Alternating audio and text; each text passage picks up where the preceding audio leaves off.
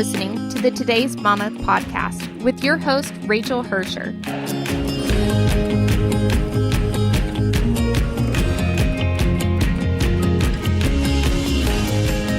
Okay, guys, I have had the worst cold this week, and I've been putting it off to record my intro for this week's episode until my voice is better, and I'm like 90% of the way there, so you're just going to have to bear with me.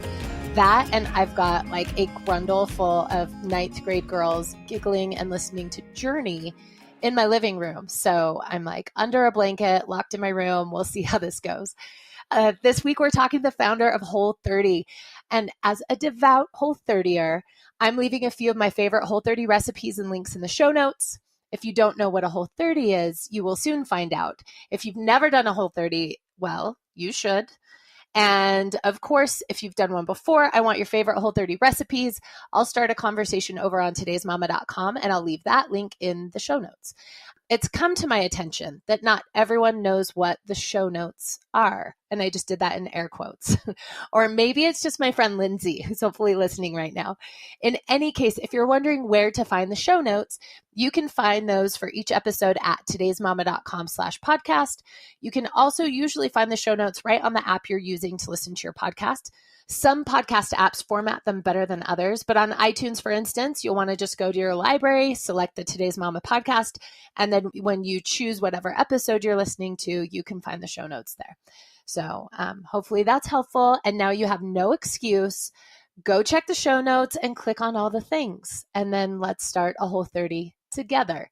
And hopefully you'll enjoy that as much as you'll enjoy this episode. So stay tuned. Today, we're talking to Melissa Hartwig. She is a 5-time New York Times bestselling author, co-creator of the original Whole30 program, and she's got abs that I could hand wash my Lululemons on. She also lives in the greatest place in all the land here in Salt Lake City. Welcome, Melissa, to the Today's Mama podcast. Thank you so much. That was a very glowing introduction. I mean, your abs are very glowing. How could I not toss them in there?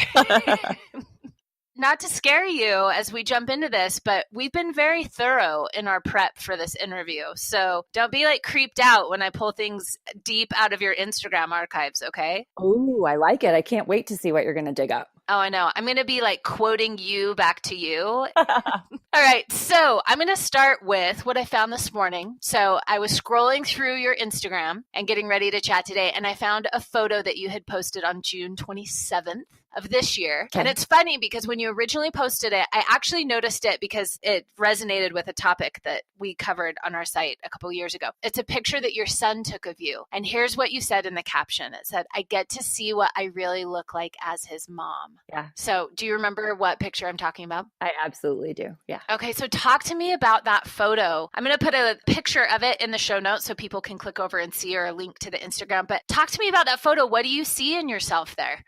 It's funny. I will give him my camera when we're out, at church in nature, hiking, or just out and about. And he always takes like 427 picture bursts. It's like the only thing he knows how to do is just put his finger on the button and hold it down. But it makes for some really fun in between pictures. And he snapped this photo of me, walking towards him to kind of take the camera back. But I am just like beaming. You can see the love and the joy and like the pride in my face. And for him to have captured that, I think I'm hard on myself as a mom sometimes. I think we all are. I wonder if I'm doing a good enough job and if I'm giving enough. And I go back through everything I didn't handle well, or the times when I lost my patience. And it's nice for me to have this one point in time reminder that that's the face that my son gets to see. And I'm going to say, you are a beautiful woman. Your Instagram is full of beautiful pictures, but I will say that is my favorite picture I've ever seen of you, for sure. Yeah, I get emotional thinking about it because it was just, I remember the moment, I remember the day, and it's such a special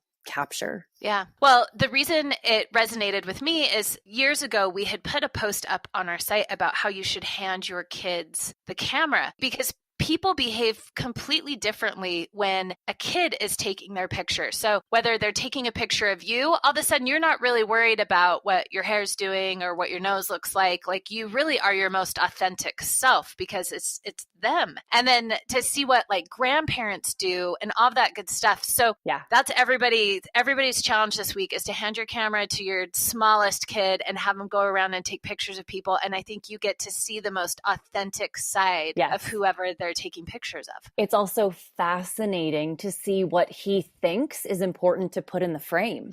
So, very often, like some of my other favorite pictures of us, it is a picture of me and it's like from my chin to my knees. It's hilarious because I'm like, well, this is like his view of me. He's 3 feet tall. This is what he sees. Yeah. But some of them, again, are just, they're off enough. They're off focus. They're off kilter.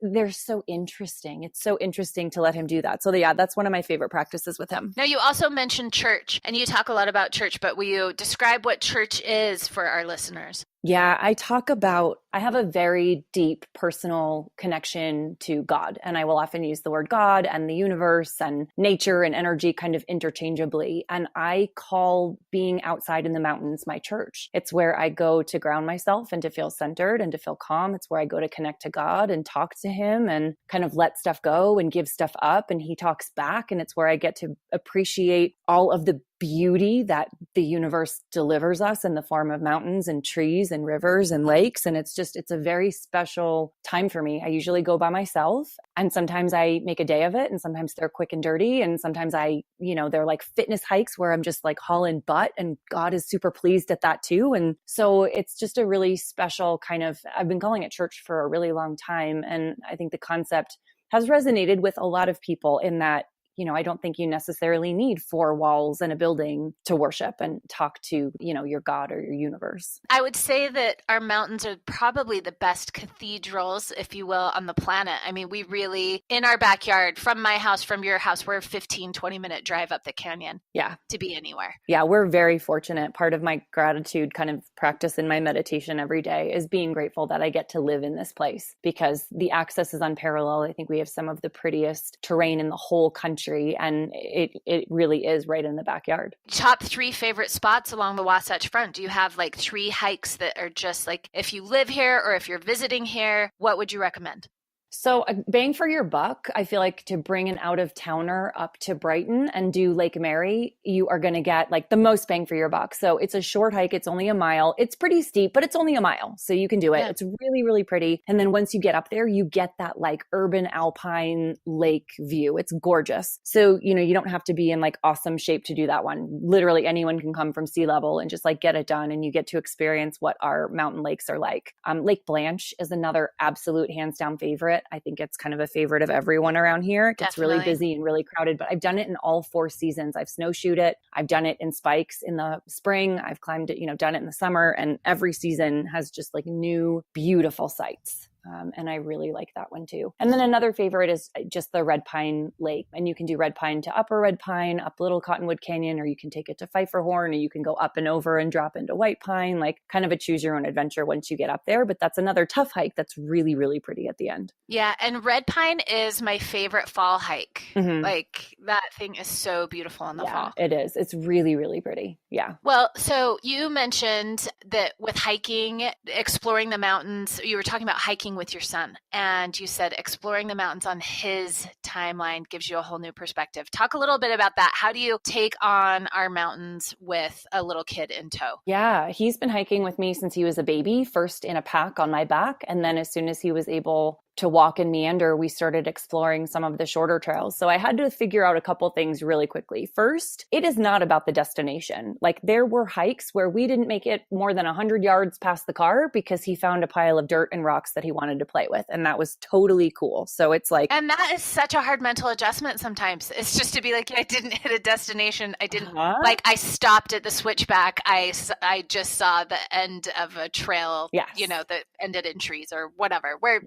We're used to getting somewhere where you look out from a mountaintop or see the whole valley or... And, I kind of walk a fine line between like, I want to instill upon him this idea of like, okay, we started this and we're going to finish it now. And here's what happens at the end. And so there are a few hikes where I kind of have to like cajole him or kind of keep him going on the trail, because I know at the end there's going to be a lake that he's going to absolutely love seeing and he'll be able to dip his feet in, and it's going to be fantastic. This involves a lot more snacks than you might imagine. So many snacks. So many snacks. I need so many snacks. I mean, yeah, but we also play a lot of games on the trail. So like if he is walking and the scenery is not super interesting and he's just kind of getting bored, we'll play follow the leader. We'll play 20 questions animal game. Like we'll play find the next big rock and carry it. Like we played once in Moab on a trail coming back from Corona Arch. We played what was in that dog's backpack for like 20 minutes hiking back on the trail. So that's awesome. What was in that dog's backpack? You know, we decided he was probably carrying monkeys and like a food processor. And I mean, it got completely out of hand, but it was really fun. And he ended up going about a mile just because we were playing this game. So, you know, he's done long trails with me. We probably did 10 miles over the course of 2 days when we were in Moab. He's hiked Angel's Landing at 4 years old. His dad took him up to Angel's Landing. So like he's done some significant stuff. You just also have to remember that like this hike that would normally take you an hour might take you 4. Yeah. And that's going to have to be okay. Yep. And that it's not about the destination. Right. Yep. So you're a single mom. And it sounds like your son started kindergarten this year. Talk to me. How has that transition been for you? I mean, it's fresh. We're only like 2 weeks in, right? Yeah.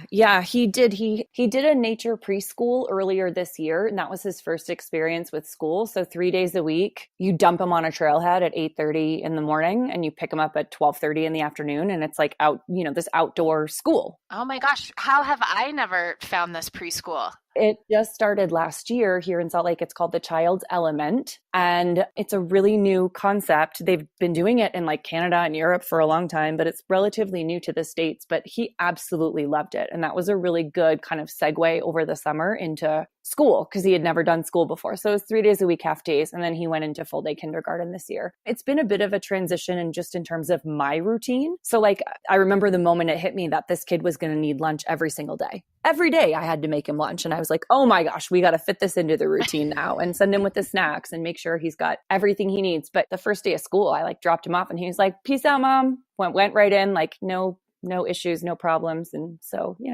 cool.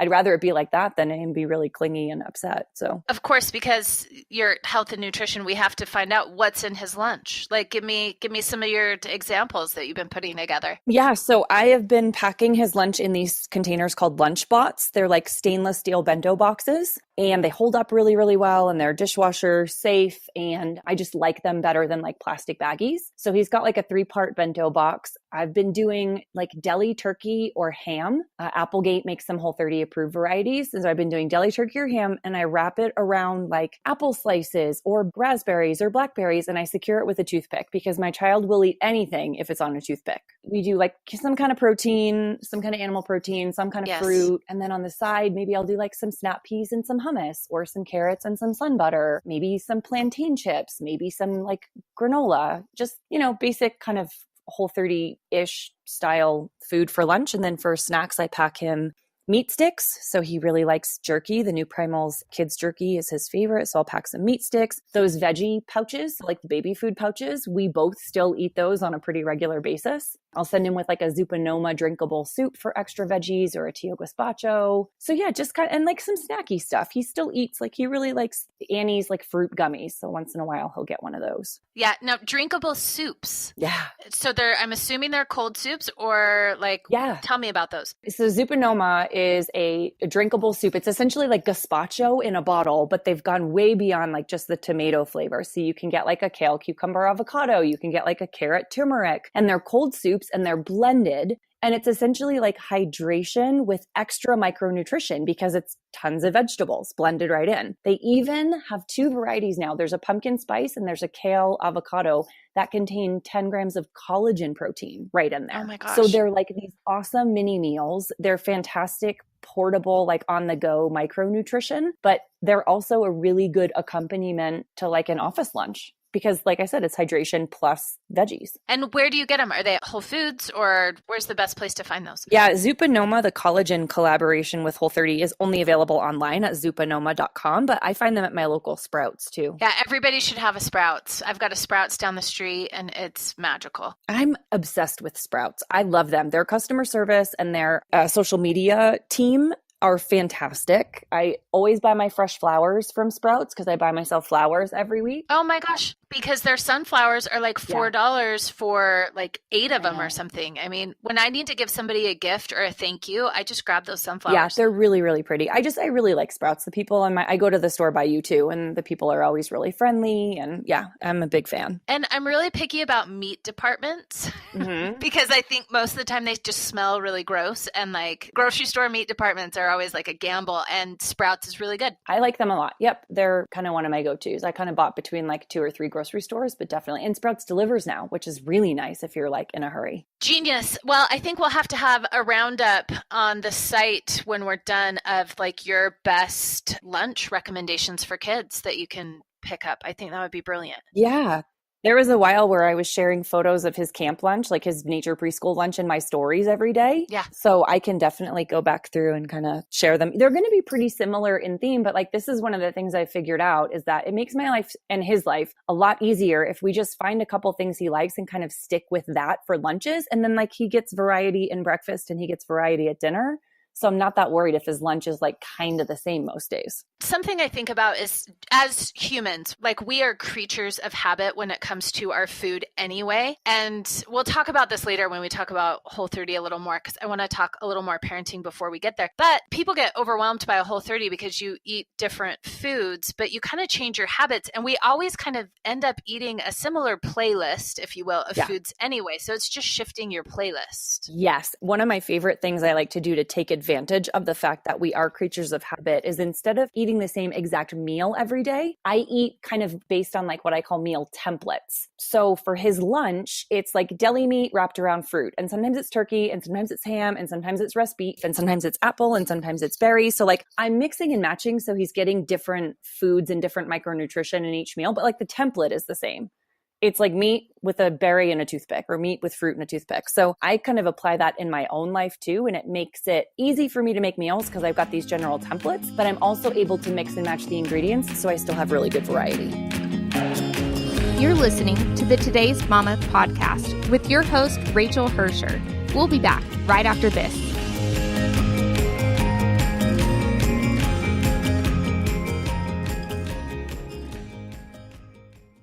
Mom, you have so many titles, perhaps the most important of which is CMO, Chief Medical Officer of your household.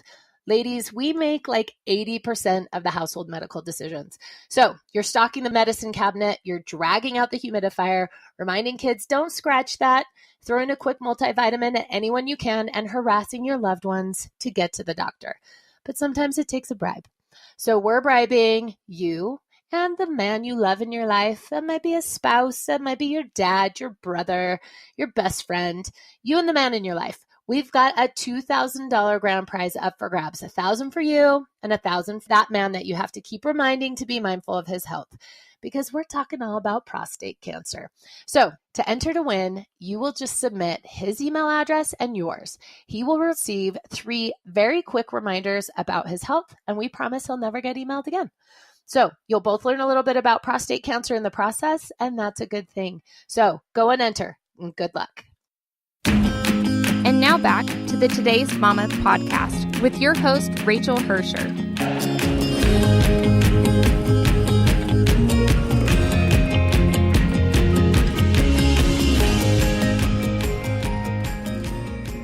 Now, when he is at school, I guess you are probably going to start encountering all the junk food that comes with school. Oof, yes. What's your game plan?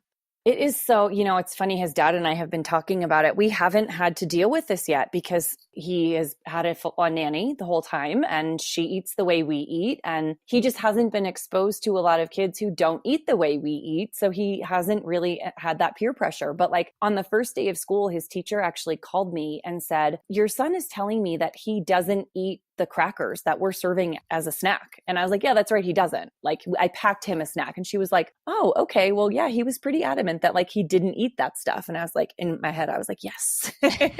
You're also quit tossing those Swedish fish at him. Okay. I know, right? I think the way I'm approaching it is this. He has intolerances to certain foods, and they express in the form of skin issues. So he'll get eczema or some skin patches, but it's not super acute. He doesn't have a really like terrible allergy or any like really serious reaction. So on the off chance that it's a birthday and they bring in a cake, I'm probably just going to let him have a piece of cake. Like, go ahead and have a piece of cake. I try to tie the consequences in when he eats something like that. So, if he eats it and comes home and ends up with a couple patches on his skin, I'll say like, hey, buddy, remember that cake you ate? Like, oof, definitely gives you itchy patches. We should think long and hard, next time about whether it's worth it. But I'm not going to sweat a piece of cake here or a cookie there or something on a special occasion, because I know the food he's getting 90% of the time is coming from me or stuff that I would feed him and I feel really good about it. And I don't want to instill upon him this sense of like fear around food, or the sense that some food is like morally bad or that he's bad if he eats it. So I'm kind of keeping that in mind as we go forward. Yeah. And that's hard. That's hard, I think, as we do things as moms with our diets. Well, I don't say diet like we're going on a diet, just the food that we eat. We put a lot of energy around different foods and guilt and, feelings around the stuff we're eating. And I absolutely think that cascades down on our kids. Yes, of course it does. They watch everything we do, and they're picking up our nonverbal cues and the things we're saying about ourselves and to ourselves. And even if we are projecting onto them something else, if we're the ones still doing it and they're observing that at mealtime or at snack time, then it's going to be very hard for us to kind of convey the message we want to convey if we're not living it ourselves. For the people who are listening who haven't done a Whole30, I feel like we need to tell them what it is. Yes.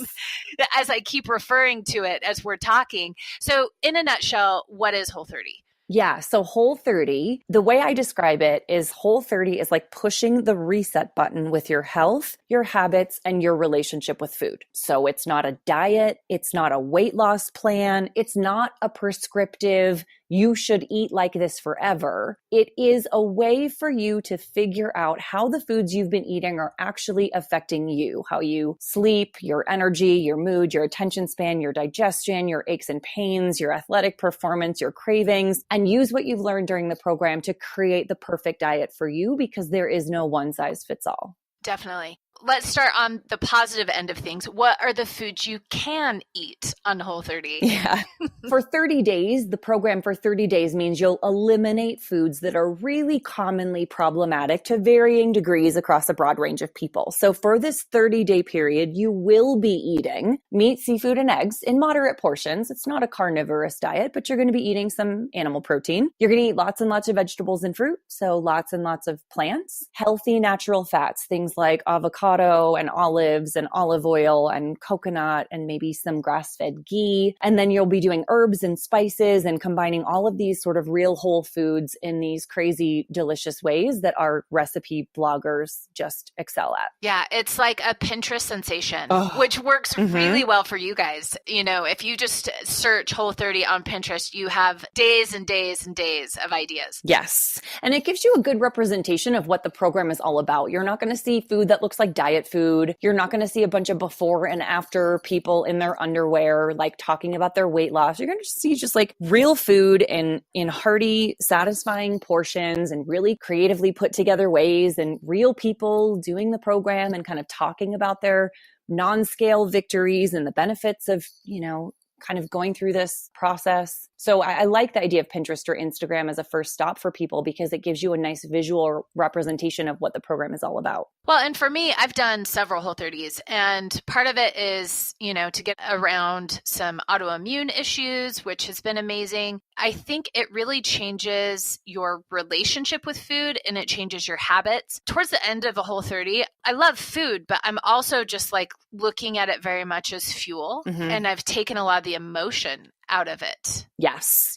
And that there's a lot of habit research built into the rules and the recommendations and like the support of the program in ways that you might not realize, but it's really designed around this idea of breaking unhealthy patterns and habits about food, identifying ways in which you might be using food in a dysfunctional fashion, ways you might not even be aware of, teaching you other ways of coping and dealing with being uncomfortable or anxiety or feeling lonely or bored or anxious or, in pain, all of these things that we're so used to using food to kind of numb ourselves for, throughout the course of the program, you will be forced to identify some of these emotions and find other ways to cope and self-soothe. And these are lessons that you take with you well beyond the end of your 30 days. Well, and one thing that we do is, as adults, we use food as a reward. And as we were talking about with school, we use food as a reward with our kids. Yes. At like every step of their education and holiday and party and childhood, and just everything has a dessert reward attached. Yes, it does. And this is probably because it was ingrained in us as kids and it was ingrained in our parents as kids. And like this concept of dessert or food as a reward. When I was potty training my son, all the tips were, okay, like, every time he goes to the potty, he gets an M&M or something. And I was like, oof, there's got to be a better way than that. Because, I think about so many adults now and how we have these dysfunctional relationships with food, especially sweets and treats, especially after dinner. That seems to be sort of the witching hour for prowling through the pantry and feeling out of control with your food choices. And that starts, like, when I ask people, like, what's your first memory of food? It almost always goes back to childhood. And it goes back to this idea of dessert or treats, or every time mom and dad fought, I would get an ice cream, or I couldn't eat any candy, so I used to hide under my bed and eat it by myself. Like, these are all real life examples of stories I've been told. So I think about, I don't want to burden my son with that at age 5. I would rather just like not program that in the first place, if possible. And on the flip side, we also have really strong positive connotations and attachments to food, right? Like, so I made you watch a video before. Did you catch it by chance? I did. I sure did. Yeah. So this is the question I ask everybody is, what's your ratatouille? Because there are smells and tastes that transport us back to being a kid. So I want to know, what is your ratatouille? And it may not even be a food, actually, but what takes you back to your childhood? I am going to talk about a food because I'm kind of famous for this. Every year at Easter, my mom still sends me 3 Cadbury cream eggs. And this is like the least food-like food that I will ever eat. Honestly, like the stuff that's in the middle, what is that even made of?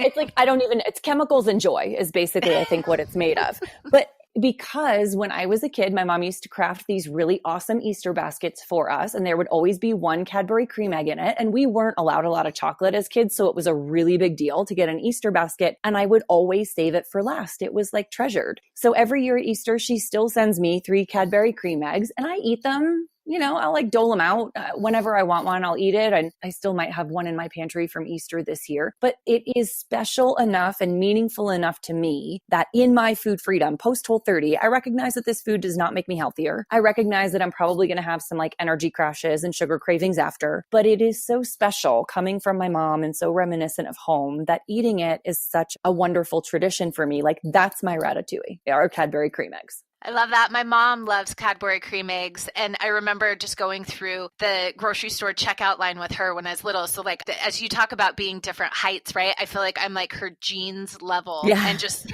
seeing the Cadbury cream eggs get up on the little conveyor belt to check out. Yeah. And if I didn't have this history, I would not look twice at them. I'm not a chocolate fan. I'm not they are so sweet. They like hurt my teeth. But because of the history and the connection with my mom, that's home to me. And let's be honest, Easter candy is amazing. My come apart every year is Reese's eggs. Yeah. Because there's the best peanut butter to chocolate ratio on those things. I mean, I just count it as protein and keep on going. So this is a really important part of the Whole30 and our philosophy in general, which is sometimes the fact that a food is just so delicious is a good enough reason to eat it, even though it's not making you healthier. But the premise is, I still want you to go into it with a conscious, deliberate thought process. Is this really worth it? And do I really want it? Because if the answer to either of those questions is no, you're just going to end up back in this pattern of eating something you don't really want to eat, but you kind of feel like you can't help but eat it. And then you feel slightly out of control, which makes you say to yourself, well, I've already given up kind of healthy eating for this day. I might as well just kind of keep it on. And that's how these binges kind of roll into like the weekend or the following week. we talk a lot in Food Freedom Forever about how to approach this concept of like, okay, there's this Reese's, peanut butter egg in front of me. How do I eat this in a way that is like conscious and deliberate and keeps me feeling in control, but still allows me to enjoy the experience of eating 1 or 2 or maybe 5 eggs? And it's possible to do any of those scenarios as long as you are conscious and deliberate about it. Well, and don't we behave a little bit like addicts with our food? It's like you fall off the wagon and sometimes you're just like, oh, dude, I ate an Oreo.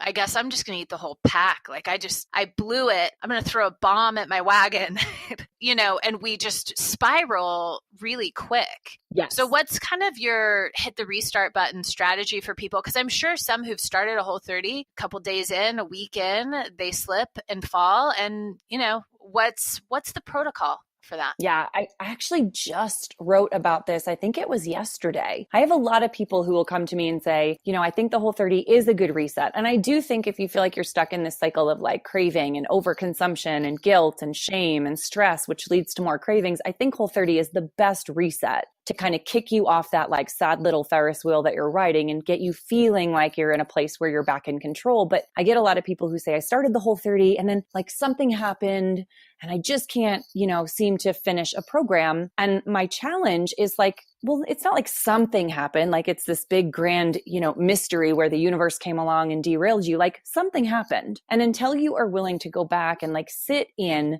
what specifically happened? Was it a lack of planning and preparation? Was it an emotional response to something that was going on in your day? Was it a kind of reward thought process? Like, oh, I've been so good for 3 days. I deserve a treat. Do you feel like you're not worthy of finishing this program and showing up in the world the way you want to show up and like ditching some of your baggage and loving yourself the way you deserve to be loved? Are you afraid you're going to fail? So you might as well self-sabotage now while you at least like are in control of the failure. Like there are all of these reasons why, emotional reasons, why completing something like the Whole30 is really hard for a lot of people. Don't tell me something happened. Go back and tell me exactly what happened. Because I guarantee if this concept of like, well, something happened and it was out of my control, if that's showing up in your Whole30, it's showing up other places in your life too.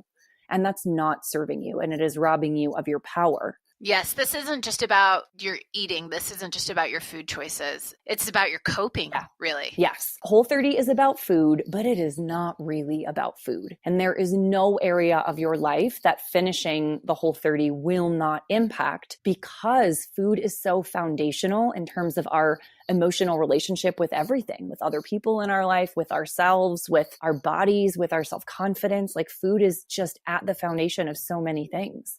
So this is like my confessional. I was like a Whole30 cheater because I had Whole30 compliant ingredients like bananas and almond butter and eggs and a little bit of high quality vanilla and some baking powder. Yes. And when I combine those things all together, they make a muffin. Yeah. Yeah. And those muffins, still, I can tell my tummy is super happy with my muffins. Like nothing about that muffin is triggering anything for me, but it's the concept of the muffin. Like expand on that. Why when we create things out of Whole30 compliant ingredients, why when we combine them and turn them into something, is that not allowed? Because I think that's a really interesting concept. I think it is one of the keys to Whole30 success. I think this rule, this like no kind of recreating baked goods or junk food or treats with Whole30 compliant ingredients is one of the keys to why people are so successful with the program. And it has to do with the fact that your brain doesn't know the difference between a muffin you made with bananas and almond flour and the muffin you're buying at your local Dunkin' Donuts. All your brain knows is, I need something comforting and sugary and carby this morning. And I craved a muffin and I got a muffin. And because we want people to address their habits and their emotional relationship with food, if you spend the next 30 days on your Whole30 continuing to eat pancakes and muffins and, there's no end to the recreations you can make now. Like recipe bloggers have figured out ways to make, paleo Cadbury cream eggs and Twix bars and Lucky Charms cereals. And there's every kind of bread and muffin and pasta available. And like, all you're doing is taking the diet that got you into trouble in the first place, that makes you feel out of control, that makes you overconsume, that makes you crave, and you're eating the same diet. You're just swapping out some ingredients and it's not serving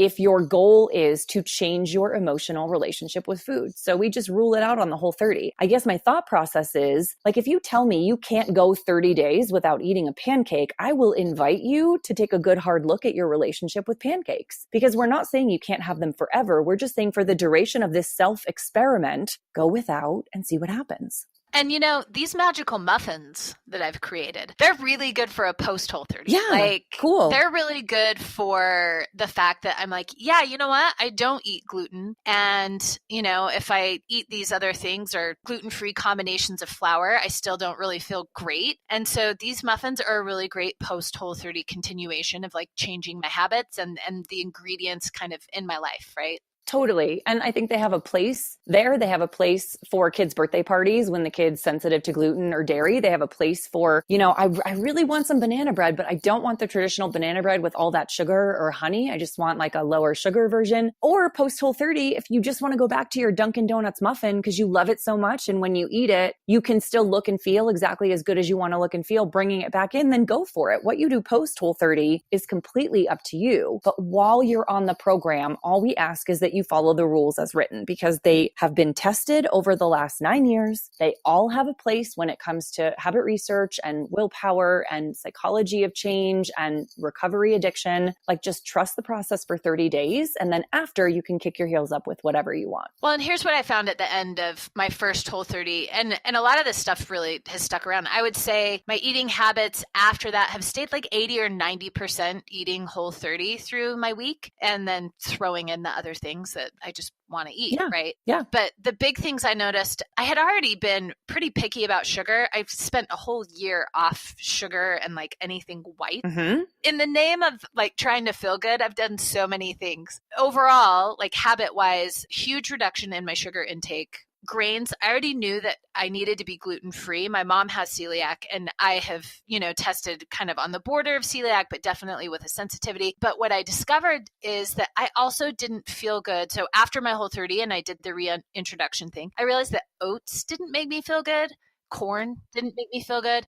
And so I kind of realized, oh, you know what? It's like rice and quinoa are like the stuff that works for me. And then a huge reduction in dairy. Let's talk about dairy for just a second, because I always like thought, oh, I have no problem with dairy while I'm like eating all my ice cream. But after I did a Whole30, I went back to ice cream and I was like, oh my gosh, this makes me feel horrible. But also dairy, I can feel it hit my brain. Like, is that a thing? This is the thing about what people experience on the Whole30, especially when they reintroduce. There is no one food affects two people in the exact same way. Yeah. So you feel dairy hit your brain, and I totally know what you mean and what you're talking about. Other people might feel it hit their guts. Other people might feel it in their seasonal allergies or their asthma or their breathing. Gluten, specifically for me, I feel it in my brain. If I eat too much gluten in any short period of time, I feel really demotivated, kind of depressed, kind of lethargic. And it's happened enough and consistently enough that like it's a very close tie-in and a very close correlation. So yeah, there's not much you could say like, hey, when I reintroduced this happened, that I wouldn't be like, yeah, that it could be, and that's kind of the point of the Whole30, is that because foods don't affect anybody the same way, this self-experiment of pulling them out and then reintroducing them very carefully and systematically teaches you a lot about how food works with you specifically. And then you get to take that information and, like you said, bring stuff back in that works, leave stuff out that doesn't. And all of a sudden now you've got this diet that really works well for you based on your own experimentation.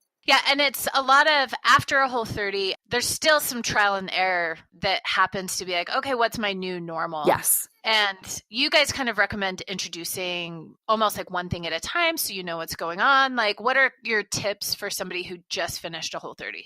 So yeah, the first tip is don't blow off reintroduction. Half of the program is elimination, getting rid of the potentially problematic foods and seeing what improves. But the other half is reintroducing them very carefully and systematically and comparing your experience. So if you were having trouble sleeping, or you were having trouble with energy crashes or cravings or migraines or skin conditions or swollen joints, you won't know what to blame for what if you reintroduce like all the foods at once. If on day 31 you go out and you're beer and pizza and ice cream and popcorn and all of these junk foods at once, the next morning if you wake up feeling like you were hit by a truck, you're not going to know what caused what. So do the reintroduction as prescribed. Do it very carefully and systematically. there's another purpose to reintroduction too. It's not just about figuring out physiologically how these foods impact you. It's that going from something as rigid as the Whole30, where for 30 days you've been following my rules, and then dumping you back off into like, all right, good luck, eat whatever you want, can be a really overwhelming emotional and psychological process. So what reintroduction does over that 10-day period is it acts as a little bit of a buffer. It's kind of like training wheels on a bike, where you are still reintroducing some of the foods you like and testing this idea of, oh man,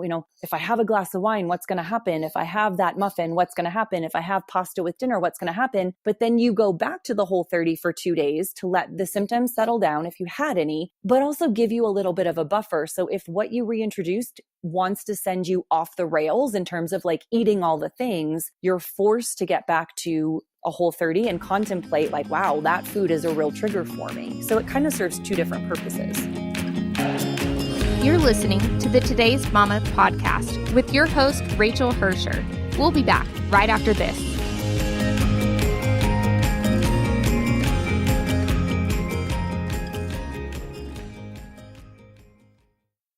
So you may be wondering, why are we talking to the prostateless about prostate cancer? So if you're anything like me, you're the one making everyone's doctor's appointments, doing the late night WebMD Google searches, taking care of your kids, harassing your parents, all the things. True confession, I had to bet my dad $500 that he needed knee replacements because he wouldn't go to the doctor. His pride got the best of him. He had to take me up on the bet. Turns out he needed both his hips replaced. Winner, winner, chicken dinner. We called it a draw because I bet it was knees. He bet it was nothing. So, but a good daughter puts it all on the line, right? Turns out the best long-term care insurance in our country is a conscientious daughter, proved by a recent healthcare study by a bunch of Stanford alums. You're welcome, Dad. So, you're a daughter, you're a mother, you're a wife, you're all the things. So what if you know someone who gets diagnosed with prostate cancer? Here's the cool thing. The Prolaris test is a prostate cancer test that provides a new measure of the aggressiveness of an individual's prostate cancer. Getting a Prolaris score will give both the patient and the doctor additional information about the cancer that no other test can. That impacts the kind of treatment the person you love will receive, as well as the side effects and outcomes. It's such valuable information to have. If you know someone with a recent diagnosis, point them to Prolaris.com. They can ask their doctor about it, and odds are their insurance covers it. We're also bribing you to keep up on their health over on todaysmama.com. Up for grabs, thousands of dollars, a Traeger grill, a Yeti cooler, and loads of Amazon gift cards. Get over there, visit todaysmama.com, or grab a link in the show notes for information on how to enter to win. Good luck. And now back to the Today's Mama podcast with your host, Rachel Hersher.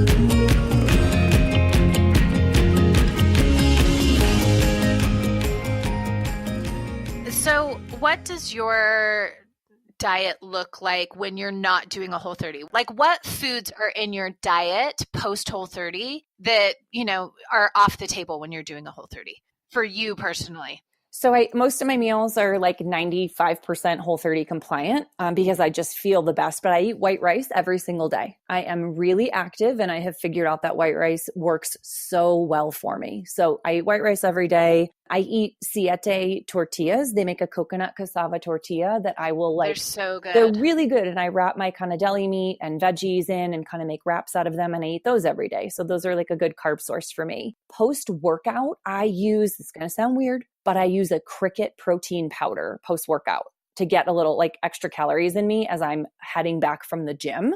It's from Chapool and it's legit crickets. Desiccated crickets, but it's Roundup crickets. Yep. Complete protein, high in B12, high in heme iron, like really micronutrient dense. It has added sugar and some rice powder and I think some like pea protein or something in it. So it's not technically Whole30, but again, that works really well for me. I like the occasional Justin's peanut butter cup. I'll sometimes have a glass of white wine. So like those are definitely more one-offs, but every day my day looks basically like Whole30 and I maybe have some sugar in my chicken sausage and, rice, maybe the occasional quinoa, maybe some hummus, but like that's about where I'm living right now. An interesting thing about crickets. if you have a shellfish allergy, you will likely have an allergy to crickets, right? Had you heard that? Yeah, the chitin in the cricket skin is like pretty cross-reactive with, or similar enough in structure that the body can cross-react. It's also a higher histamine producing food. So if you tend to get histamine responses from things like corn or dairy or other higher histamine foods, you may not do well with cricket protein. But again, this is all about that like playing around with life after Whole30 and figuring out what and how often and in what quantity things might work for you.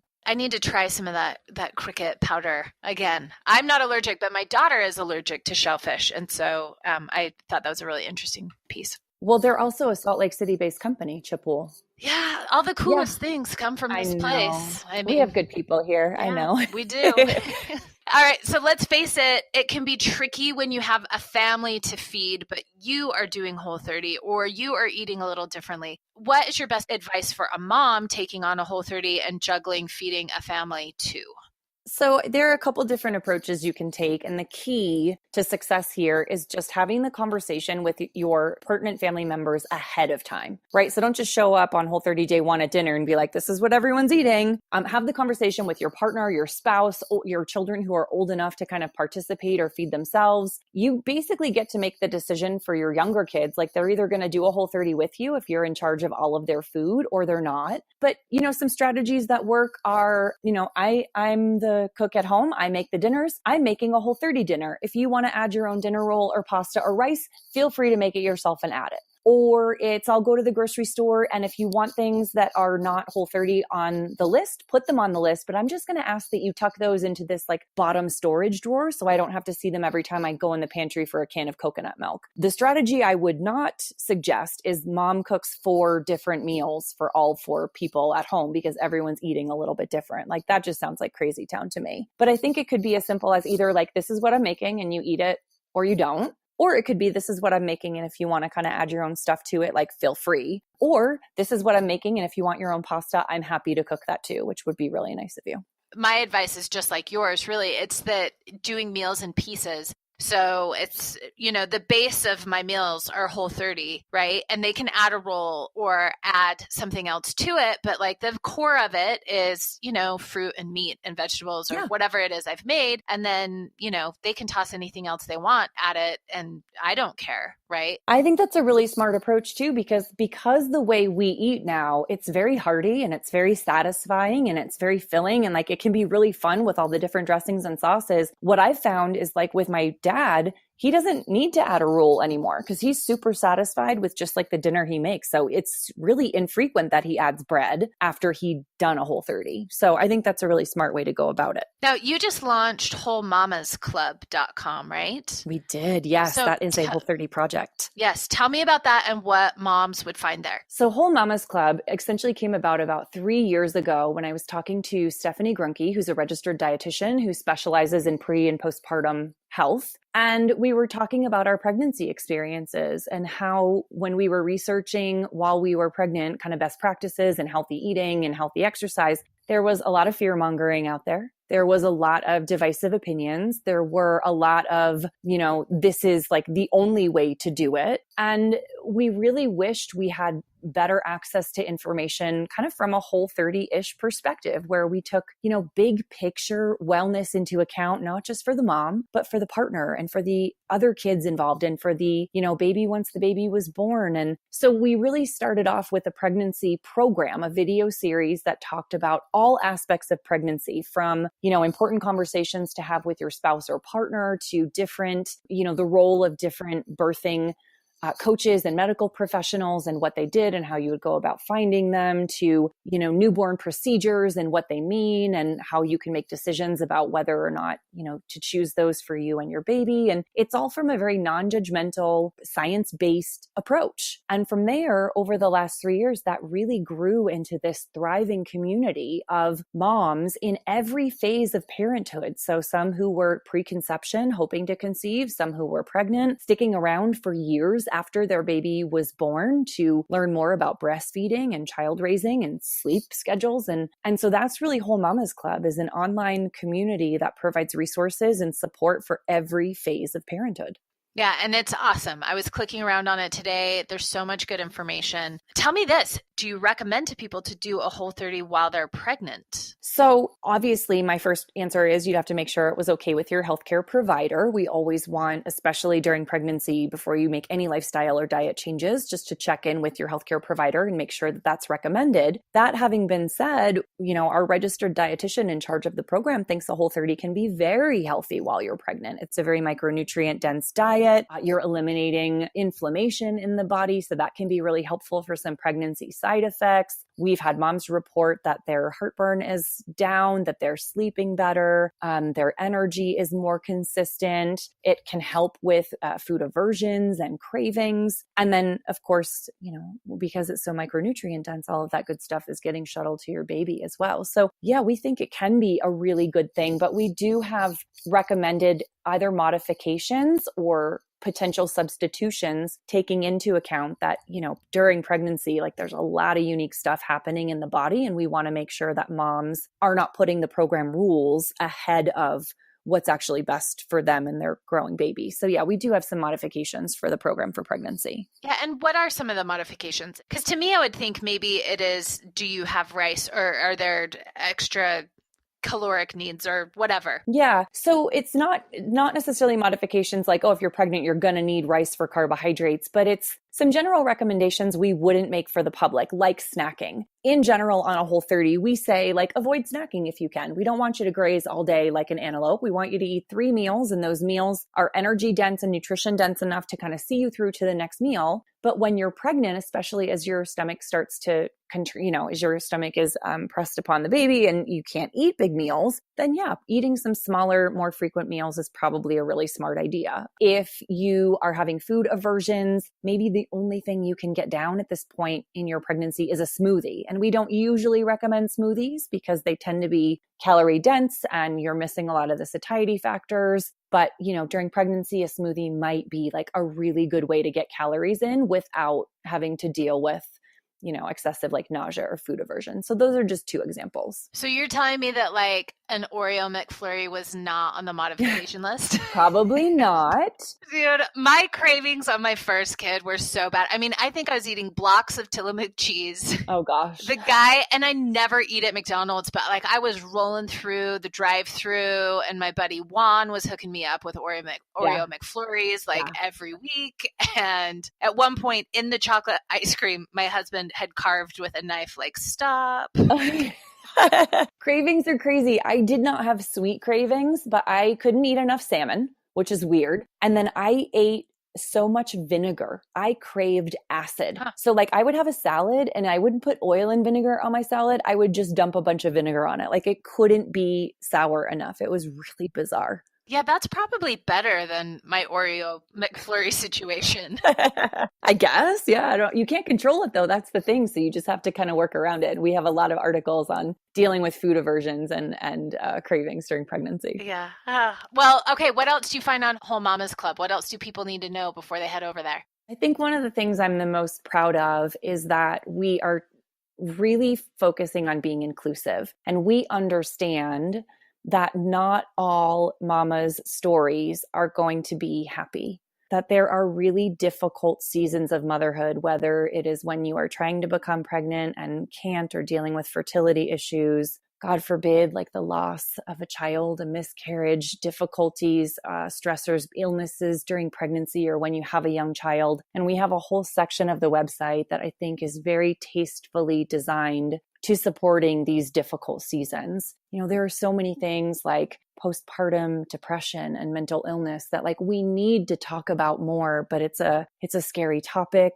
There's a lot of still judgment, and people feel guilt or shame for expressing some of these feelings. And we want to provide a safe space for these conversations to happen and for moms to feel like they can come and get the support they need and the facts they need without judgment. So that's another area that I'm really proud of our team for creating and supporting, I think, in the way that we have. It's very well done, very detailed. I mean, how long have you guys been working on this thing? The rebrand has been probably about a year in process. We just launched it the middle of last month. But, these are all concepts we've been talking about and kind of dreaming about and wishing for a very long time. So to see it kind of come into practice, and thank you for your kind words. That means a lot. It's been a really gratifying experience for all of us. Well, and let's talk motherhood a little bit more again, because you've said pay yourself first. A lot of what you were just saying, a lot of those issues and things that were happening, that you guys have provided content for on the site are kind of leading up this alley. But you've said pay yourself first. What does that mean?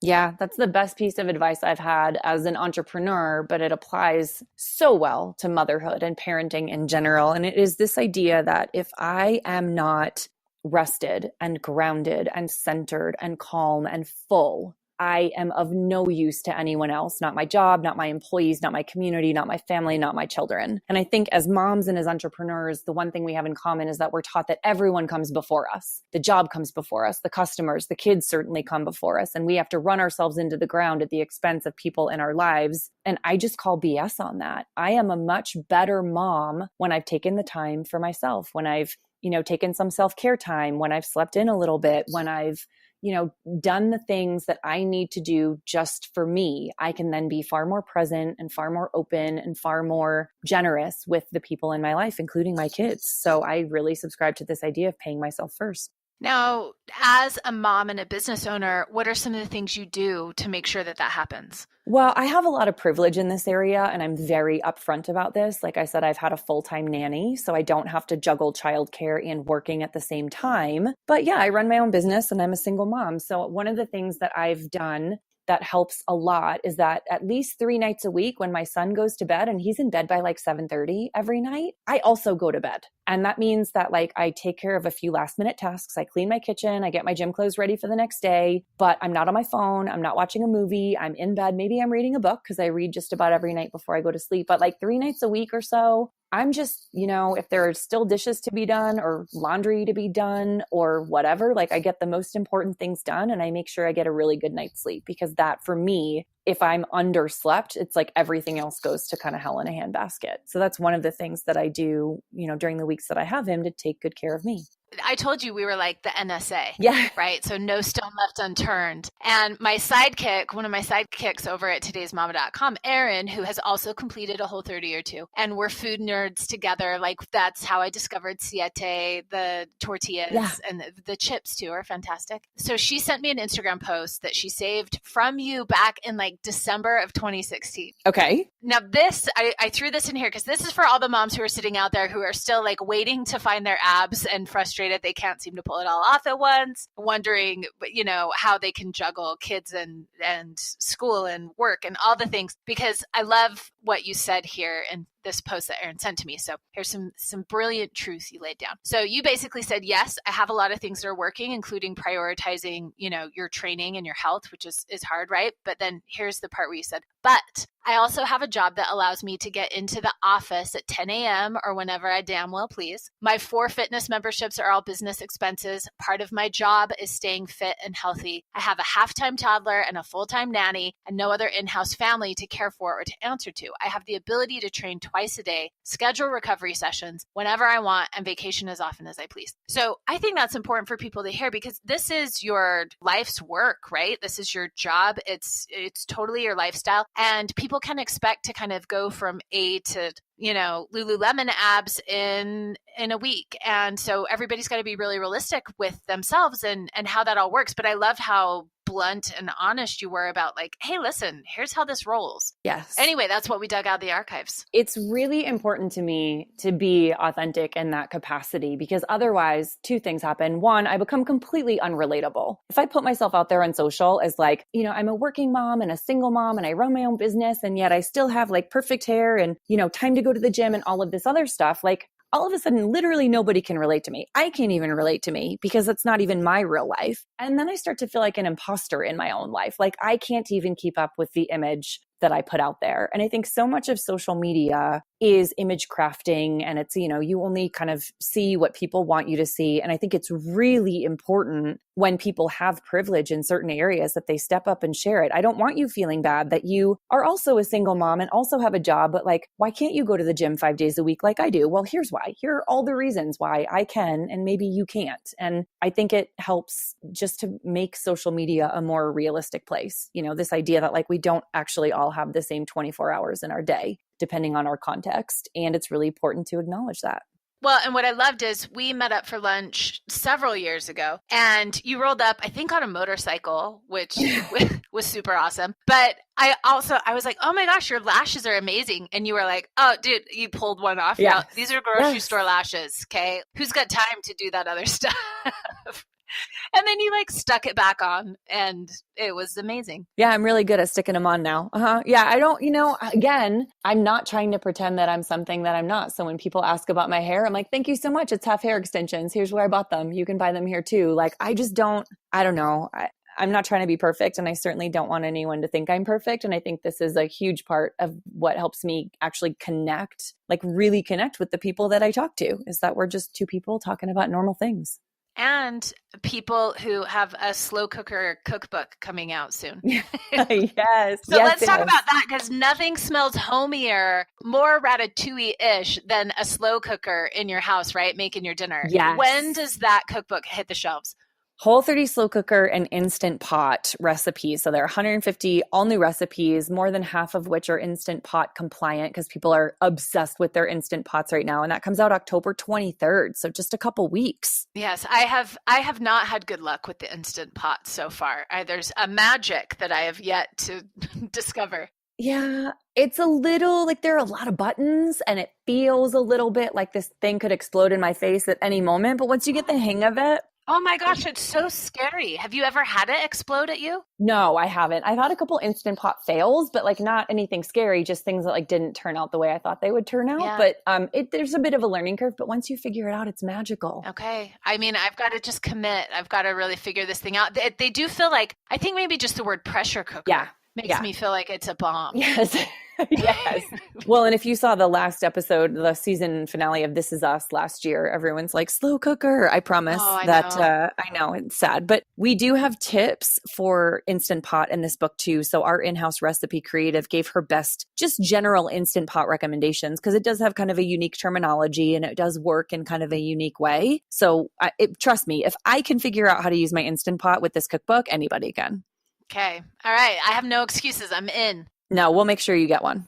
Okay. Now, this comes out, you said October 23rd. And that's just really, you can find these anywhere books are sold, right? Yeah, I mean, they go everywhere. Yeah, you can pre-order now, and Amazon or your favorite retailer will drop it on your doorstep, hopefully right on the 23rd. Yes, and I often pass by a Whole30 book of sorts at Costco. I mean, you are everywhere. Yeah, Costco's been really supportive of the book, which is great because they also carry a lot of Whole30 approved and compliant products, and like their produce is really good and their animal protein quality has really gone up, and like they're really committed, I think, to healthy eating on a budget. So we like working with Costco a lot. Yeah, that's where I buy my Adele's chicken sausage in like bulk. I get my almond butter there. Yeah. Apples. It's a good stop. So yeah, you can buy a giant bottle of coconut aminos for a really good price at Costco. Okay, I haven't done that yet, so I'll make sure that happens. Okay, so for people who want to keep up with you, we know where we can grab books. Where should they find you and follow you online? Yeah, so everything related to the mamas is at Whole Mamas Club. So it's WHOLE and then Mamas Club. So that's Instagram and the website. And if you want to learn more about Whole30, everything is just at Whole30. Okay, and your Instagram account, where I did so much stalking of you, is Melissa_Hartwig, right? It is, yes. And I talk about Whole30 stuff and fitness stuff and self-care and just like big picture entrepreneuring and mom life. And I talk about a lot of stuff over there. Yep, one of my favorite accounts. Thanks. Okay, well, thank you so much for being here. I think we're due for another lunch over at Roots. Let's meet up for some Whole30 approved eggs Benny one of these days. Yes, I would love that. That place does Whole30 so well. Ah, they're the best. All right, well, I will meet you there. Sounds good. Good talking to you.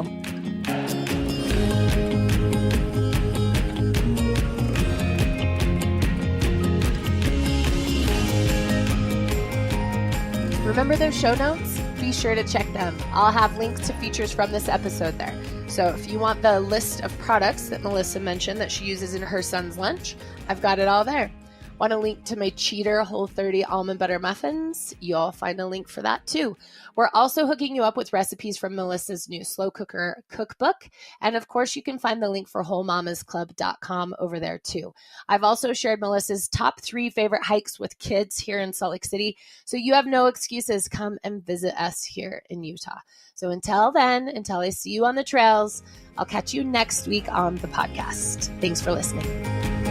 You've been listening to the Today's Mama podcast with Rachel Hersher. To find out more, go to todaysmama.com. That's today's, MAMA.com. Today's Mama, connecting moms and families with the best of today.